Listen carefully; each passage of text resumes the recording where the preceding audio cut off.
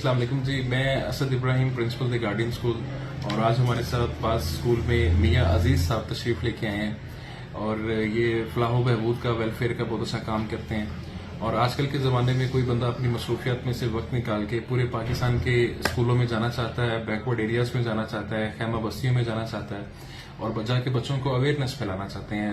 جو ماڈرن زمانہ ہے ہمارا، اس میں کیا کیا چیلنجز ہمیں درپیش ہیں، بچوں کے جابس کے لیے بھی ان کو گائیڈ کرتے ہیں. بچوں کی ٹریفک سیفٹی اور جو گورنمنٹ کے احکامات ہوتے ہیں مختلف آرگنائزیشنز کے، ہر طریقے سے ان کو ڈیل کرتے ہیں.